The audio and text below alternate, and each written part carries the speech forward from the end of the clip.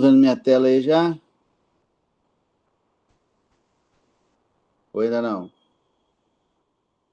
Ainda não. Vou fazer de novo aqui. Agora vai. Vendo aí? Sim. Beleza. Então, pessoal, a gente começou a falar do filo, né? Começamos o filo molusco, começamos a caracterizar. Falamos da estrutura corporal. A da estrutura corporal eu usei um caramujo aí como exemplo. Beleza? Deixa eu ver aqui se faltou alguma coisa. Eu falei para vocês que é o segundo maior filo, né? Como é o segundo maior filo, gente, a gente pode encontrar de tudo, né? Por exemplo, assim, eu tenho animais que são monóicos, eu tenho animais que são dioicos, eu tenho animais de fecundação interna, eu tenho animais de fecundação externa, tá? Então, vai variar bastante aqui por conta do tamanho do grupo, tá? Vou escrever errado, peraí.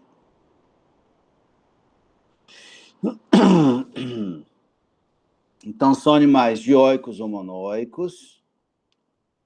Tá aqui. Lembrando para mim, galera, o que é ser monóico, o que é ser dioico?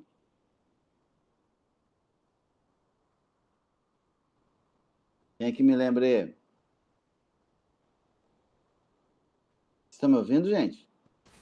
Monóico é tipo hermafrodita e dioico é que apresenta os dois sexos visualmente separados.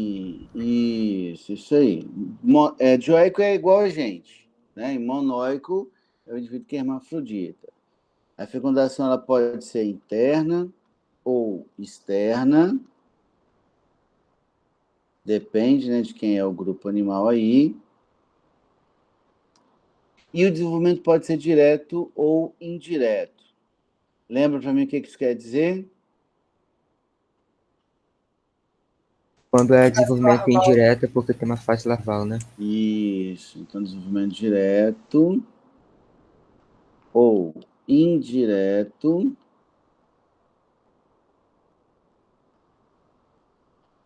Show.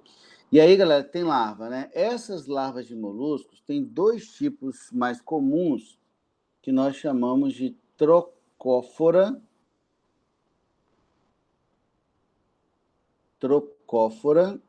e a larva do tipo Veliger. São as duas mais comuns aí, beleza?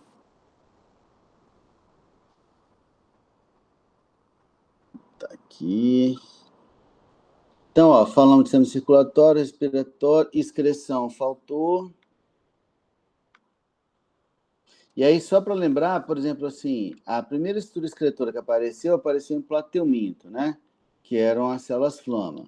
Depois as células em H dos nemateumintos e nefrídeos em moluscos. A gente vai reparar, pessoal, aqui em número de 2, tá? A gente vai reparar que a estrutura excretora, como regra geral, ela é um tubo, beleza? Ela é um tubo. O nefrídeo é um tubinho melhor. Vou tentar fazer um desenho aqui. Ele é um tubinho retorcido assim, ó, que tem uma abertura na superfície corporal do animal, geralmente lá na cavidade paleal, que é aquela cavidade do manto, ok? E tem uma abertura para dentro da cavidade celômica. Vou fazer aqui. Só para vocês entenderem a lógica aqui. Então, ó, isso aqui seria a parede. Lembra o que é celoma, gente? A cavidade embrionária é totalmente coberta pela mesoderma. Isso aí. É uma cavidade embrionária que dá origem a uma cavidade corporal. Então, aqui é a parede interna do corpo do animal. Aqui, a parede externa do corpo do animal. Então, esse tubinho, que é o nefrídeo, ele tem uma abertura para dentro da cavidade celômica e ele tem uma abertura para a superfície corporal. No caso do molusco, Essa superfície corporal onde ele se abre, geralmente é a cavidade do manto, né? Cavidade paleal. E aí o que acontece? Essa abertura aqui, ela é chamada de nefróstoma. Nefróstoma. Galera, eu sempre falo assim, que é interessante a gente conhecer prefixo e sufixo em latim, em grego, que aí, pelo nome, a gente já sabe o que é. Estoma quer dizer boca. Então, boca do nefrídeo, né? Nefróstoma seria boca do nefrídeo. E essa outra abertura aqui é chamada de nefridióporo, ou poro do nefrídeo, tá? E aí, o que vai acontecer? Se isso aqui é uma cavidade celômica, isso aqui está cheia de líquido. Isso aqui é uma cavidade celômica no corpo do animal. E esse líquido celômico, ele acaba entrando pelo nefróstoma. Nesse líquido celômico, pessoal, tem coisas que o animal precisa jogar fora mesmo, mas também tem coisas que o animal pode, obviamente, reaproveitar. E essa é a ideia do tubo, tá? Esse líquido celômico, ele vem passando pelo tubo, e aquelas substâncias que ainda são úteis, elas acabam sendo reabsorvidas aí na parede do corpo do animal.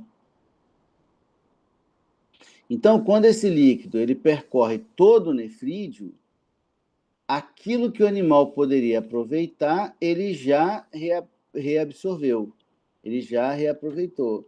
E o que vai ser expelido são apenas as excretas mesmo, aquilo que o animal precisa jogar fora. Isso lembra o funcionamento de alguma coisa que vocês já estudaram? Em algum momento da vida de vocês? Ou não? Fala comigo, segundo ano. Não lembrei de nada, não. Não lembramos de nada? Vocês não lembram do nome néfron, não? Que está no rim? Não me lembro, professor. Não, nunca estudaram? Talvez tenha estudado, só que não me lembro. Não é tudo, tá, sem problema. A gente vai ver esse ano ainda que o nosso rim, ele funciona com um monte de tubinho, que lembra um pouco o nefrídeo. A gente chama até de néfron.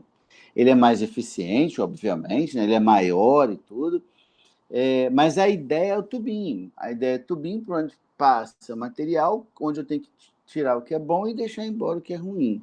O nosso rim funciona exatamente assim, só que com um número de tubinhos enorme. Enquanto cada molusco tem 2 nefrídeos, cada rim humano tem 1,5 milhão de tubinhos, 1,5 milhão de néfrons. Então, óbvio que a eficiência na filtração vai ser muito maior, tá? O restante, galera, aqueles sistemas, toda vez que eu não falar de um sistema, é porque ele é igual ao do filo anterior, tá bom? Então, por exemplo, aqui, ó, o tubo digestivo continua completo, igual no tubo anterior, igual no filo anterior. O sistema nervoso continua ganglionar, igual no filo anterior. Aí, nesse sentido, não muda, tá bom? Então, sistema nervoso. Sistema nervoso ganglionar.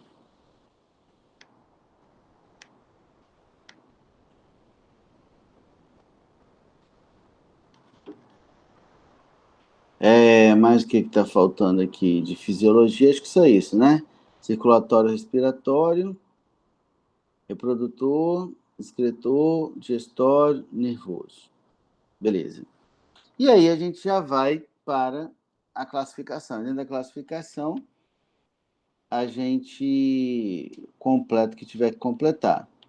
Lembrando que vocês podem me interromper em qualquer momento, e eu espero que assim o façam. Eu não gosto de palestra, não, beleza? Eu gosto de dar uma... Você já percebeu, eu gosto de dar uma interagida, né? Então, vamos lá. Primeira classe, vamos pegar a classe dos gastrópodas.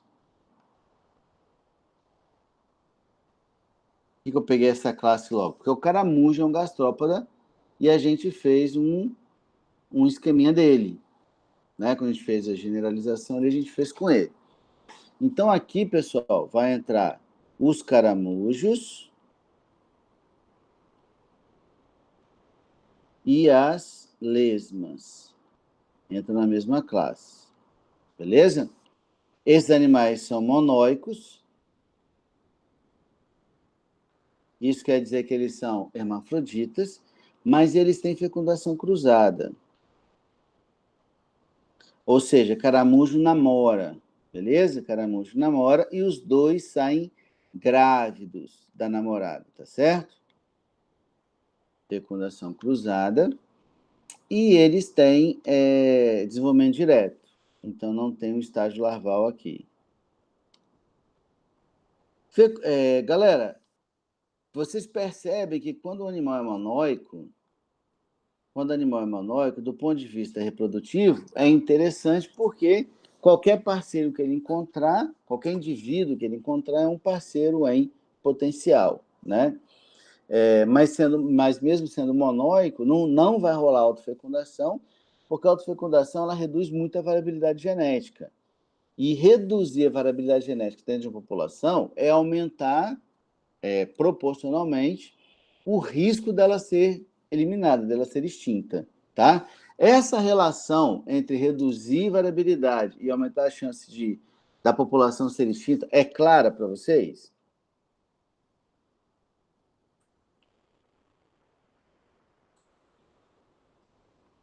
Segundo ano? Fala comigo. Acho que até que é.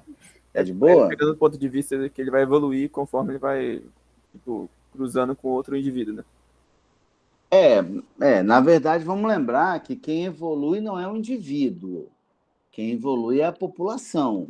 Sim, conforme certo? vai. Aí quando você tem uma restrição de variabilidade genética, o grande problema é que o que afeta um afeta todos, ou quase todos. Concordam? Sim. E aí o risco dela ser eliminada aumenta, né? Não sei se eu dei esse exemplo para vocês. A gente tem o maior pedaço de Mata Atlântica ininterrupto do Brasil. Falei isso com vocês? Aqui no estado? Não, acho que não. Não. Vocês sabem que Mata Atlântica é um dos ecossistemas mais ameaçados do planeta, né? E nós aqui no estado, aqui no Espírito Santo, a gente tem o maior pedaço ininterrupto de Mata Atlântica do Brasil, porque Mata Atlântica só tem no Brasil, que é ali no... quando você está indo para Linhares, quando você vai pela rodovia ali por Linhares, a rodovia passa no meio de uma mata. Desculpa. Vocês lembram do que eu estou falando? Alguém já foi para Linhares, São Mateus, ali, de carro? Sim. Então, a rodovia passa no meio de uma mata. É floresta dos dois lados. De um lado é a reserva da Vale e do outro lado é a reserva de Soretama. É o maior pedaço de Mata Atlântica do país todo. Ali a gente tem de 6 a 8 onças só. A população de onças que habitam o maior pedaço de Mata Atlântica do Brasil tem de 6 a 8 indivíduos só. E quando a população é muito pequena, qual é o risco inerente? É parente começar a reproduzir. Irmã com irmão, pai com filha, filho com mãe, né? Isso acaba acontecendo. E isso acaba gerando um processo de redução de variabilidade, o que diminui muito a chance de perpetuação daquela população miudinha. Aí, de vez em quando, o que os caras fazem? Eles vão no Pantanal, pegam uma onça, pegam um indivíduo e traz e solta aqui, para tentar dar uma melhorada nessa questão da variabilidade, tá ok? Esses animais, eles têm como uma característica, né, um pé muito desenvolvido, igual a gente viu ali na primeira figura.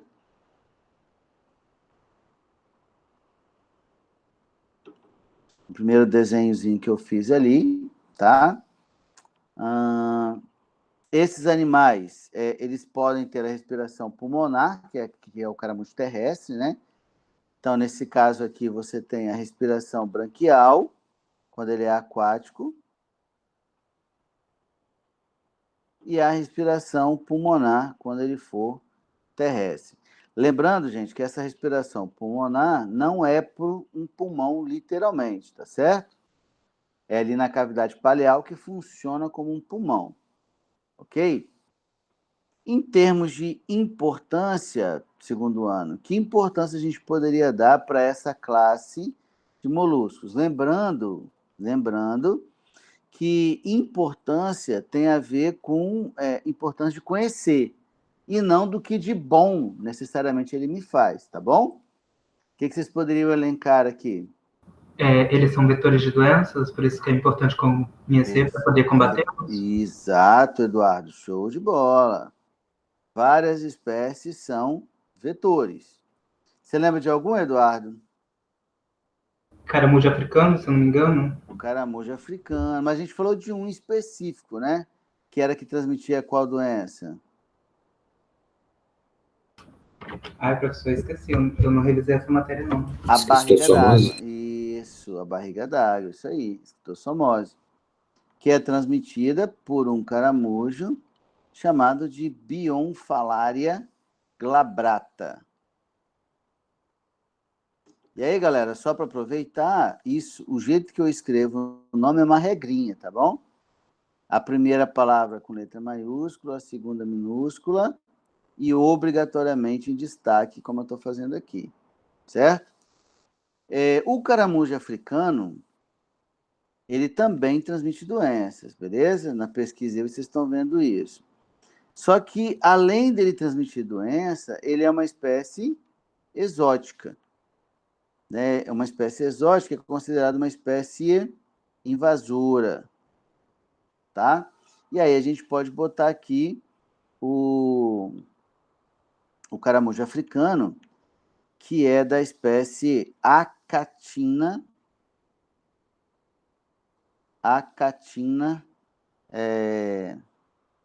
Como é que é? Fulica. É a espécie do caramujo africano, tá? Então, vamos botar aqui só para a gente lembrar quem é.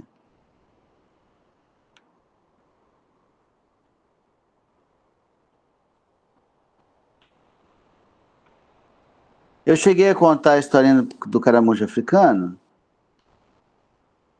para vocês? Não. Alguém conhece essa historinha? Eu não conheço não, professor. Nunca ouviram falar? Vocês sabem que o caramujo africano é uma praga, não sabem? Isso vocês já ouviram falar? Ou não? Sim, sim. Beleza. E ele é uma praga porque ele não é uma espécie americana. Né? Ele é uma espécie, como o próprio nome sugere, né? É uma espécie africana. O caramujo africano, galera, esse Acatina fulica, ele foi trazido ao Brasil na década de 20, 30, por aí, do século passado, com o intuito de substituir o escargot. Porque o escargot, que é esse caramujo do gênero Helix, ele é um caramujo meio sensível, assim, sabe? Ele é meio difícil de criar, morre fácil. Aí os caras queriam trazer um caramujo de mesmo porte, né, que tivesse mais ou menos o mesmo tamanho, mas que fosse mais robusto, assim, que ele fosse mais tolerante, enfim, que ele fosse mais resistente. E o caramujo africano de fato, né, ele é mais ou menos o mesmo tamanho ali do escargot, e ele realmente é um caramujo mais cascudo, assim, um caramujo mais bruto, né, vamos botar assim. Deixa eu botar aqui o escargot, só para a gente comparar. Ó. Então, aqui a gente está vendo o escargot, que é um caramujo do gênero Helix, está aí. E quando você pega o Acatina fulica, que é o caramujo africano,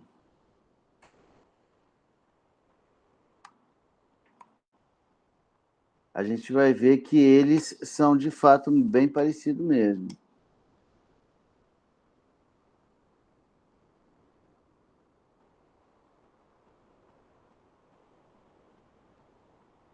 Aí ele foi trazido para cá, galera, com a intenção de substituir o escargot enquanto iguaria gastronômica, né? Vamos botar assim.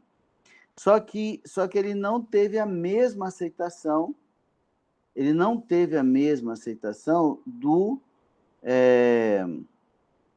escargot.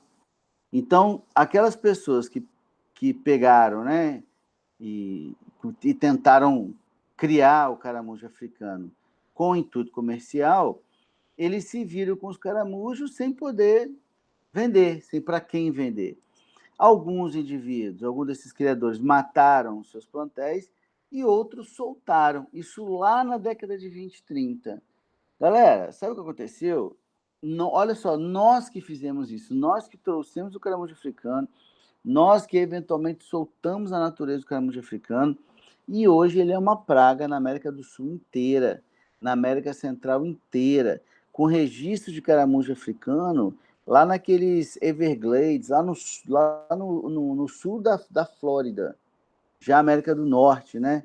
E tal. Então, é uma praga que está se alastrando justamente por ser um animal mais robusto, ele está se alastrando por todo o continente americano e causando prejuízos gigantes, prejuízos ambientais, porque acaba substituindo espécies nativas, prejuízos para a saúde pública, como o Eduardo falou, transmite doença, tá?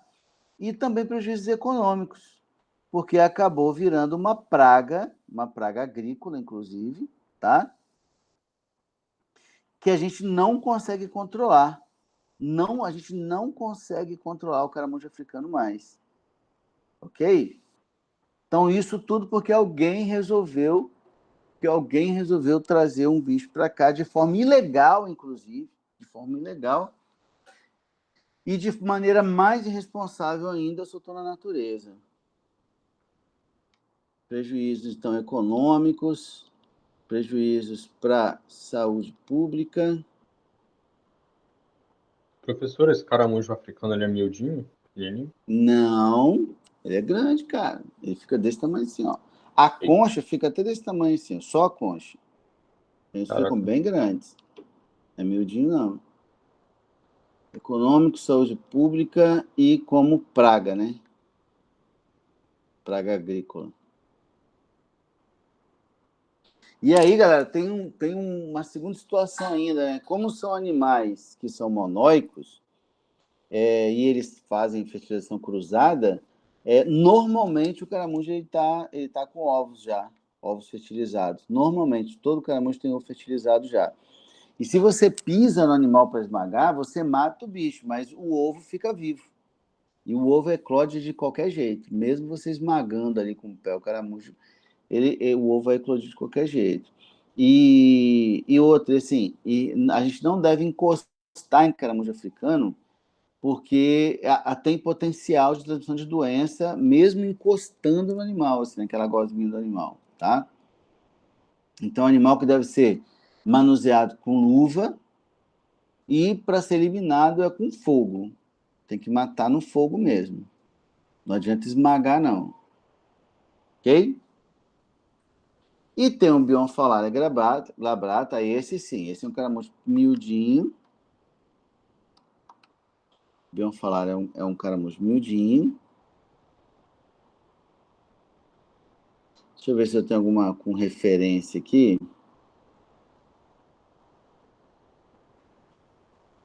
E com referência vocês têm uma noção melhor.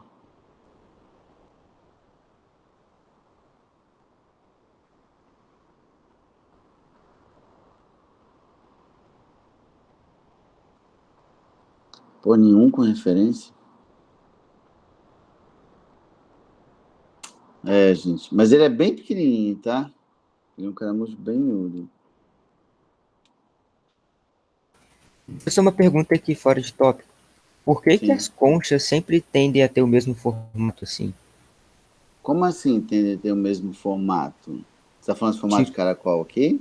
É. Então, mas é no caso desse grupo específico, né? Sim, desses caracóis. De gastrópode. De gastrópode. Porque, na verdade, a concha nem é obrigatório ter, né? Pô, não tá vindo. Nem é obrigatório ter. Por exemplo, a lesma é um gastrópode e não tem, Uhum. entendeu? Mas Mas eles que produzem essa... Sim, sim, é o próprio animal que produz. A larva do gastrópode, ele já vem com uma mini, ele já nasce com uma mini concha. Aí essa concha ela vai sendo aumentada, vamos dizer assim, né? Produzida à medida que o animal cresce. É ele que produz. Cada região, quer ver? Deixa eu ver se eu tenho ali uma que dá para mostrar melhor assim. Peraí.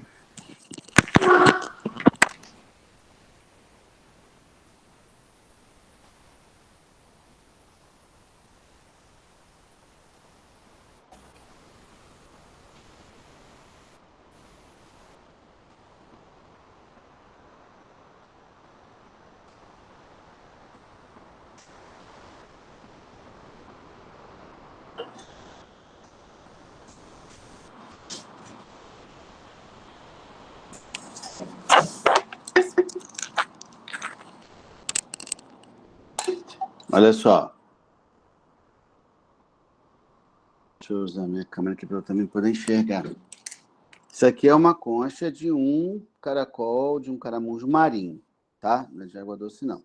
Mas porque eu quero mostrar, dá para ver, ó. Vocês conseguem ver que tem tipo umas linhas aqui, ó, paralelas? Como se tivesse um Sim. monte de ranhura aqui, tá vendo? Deixa eu aproximar um Sim. pouquinho mais. Ó. Essas linhas é aonde o caramujo vai produzindo. À medida que o animal vai aumentando, ele vai acrescentando mais material calcário aqui nessa extremidade aqui. Por isso que você vê um monte de linhas assim na concha, ó, porque são linhas de crescimento. E por isso quando você pega a parte mais velha, essa aqui é a parte mais velha, ela é miudinha, tá vendo? Ó, à medida que ela é miudinha, o animal vai crescendo, o diâmetro da concha também vai crescendo, porque o animal vai produzindo a concha, aumentando a concha à medida que ele vai crescendo. Mas o próprio corpo dele produz essa camada de calcário? Isso, lembra que a gente falou aqui, ó, do manto? Ó, a gente até anotou aqui, ó, o manto, que é a região mais superficial aí do corpo do animal, né, que é tecido mole do animal, que é o responsável pela secreção do material calcário que forma a concha. É o próprio bicho que forma esse material calcário. Beleza? Beleza. Tranquilão? Perguntas? Mais? Ok. E o Bionfalaria glabrata, que é o transmissor da esquistossomose.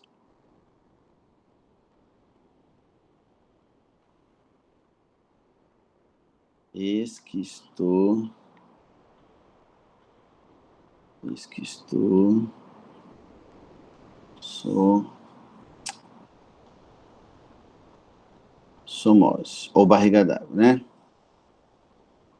Esquistossomose. Ô, caramba. Somose. Beleza. Alguma perguntinha mais sobre especificamente gastrópode? Não? Então, segunda classe dos bivalves. Pessoal, nesse grupo aqui, vai entrar todo molusco que tem uma concha dividida em duas metades, que é o caso das ostras, é o caso dos mexilhões,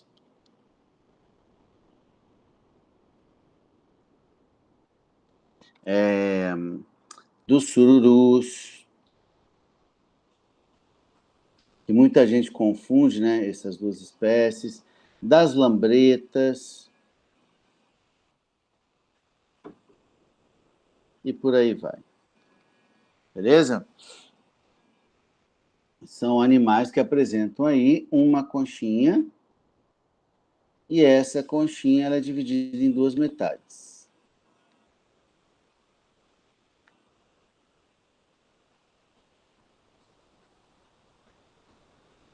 E cada metade dessa é chamada de valva. Daí o nome da classe ser bivalve, ok? São duas metades, essas metades são chamadas de valvas. O gastrópoda, por exemplo, ele pode ser chamado de univalve, porque ele só tem, né, a concha com uma peça única. Além disso, bivalve ainda pode levar outros nomes, né? O grupo pode ser chamado também de pelecípoda e também pode ser chamado de lamelibrânquios.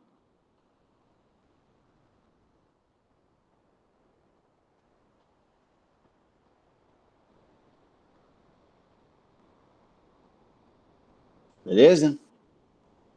São os bivalves aí. Esses animais, na sua maioria, são sésseis, com algumas exceções. E aí, pessoal, lembrando para mim, o que é ser séssil? Ele não se desloca. Isso.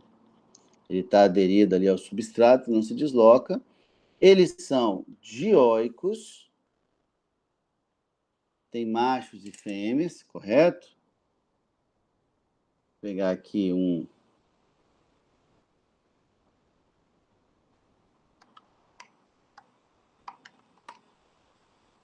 mexilhões vivos.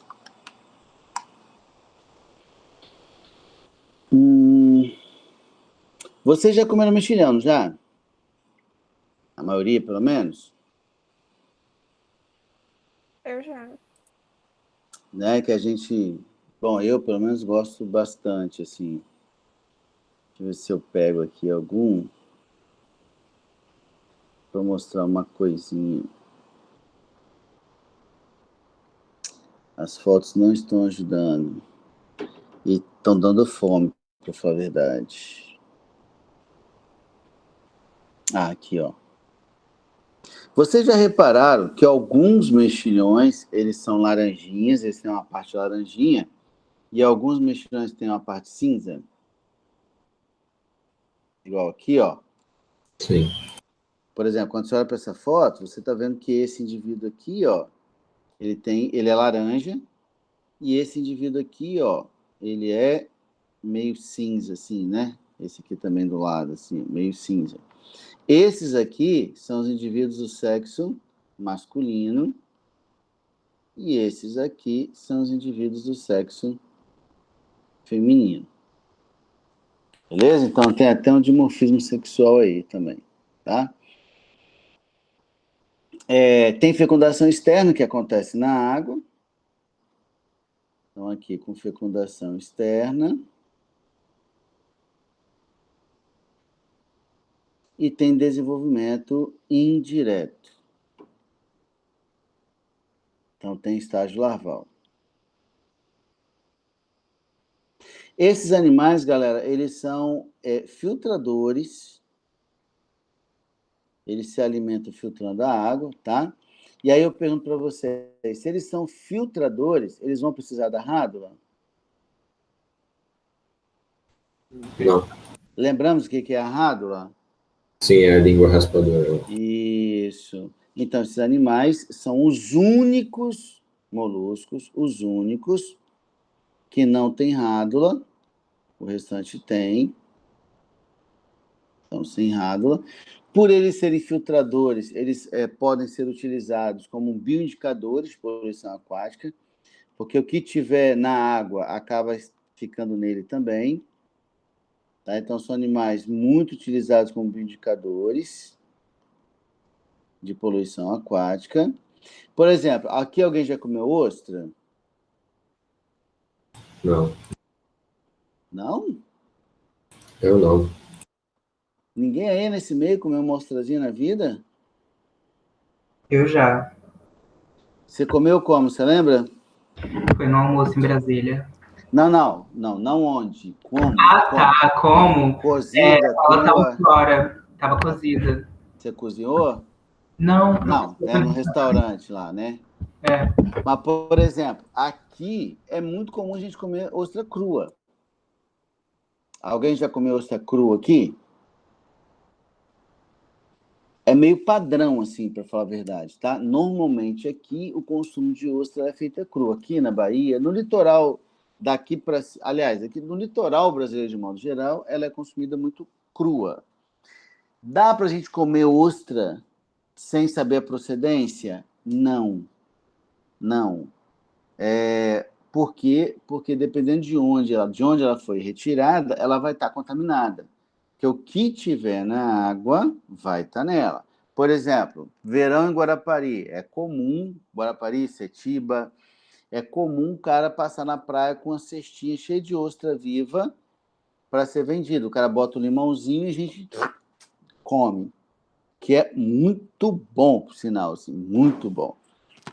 Só que, se você não sabe de onde vem, se o cara fez a coleta num lugar poluído, ela vai estar contaminada e você vai passar uma noite inesquecível no hospital. Beleza? Então, por essa razão, não dá para comer osso de qualquer lugar, não, tá? Em termos de importância,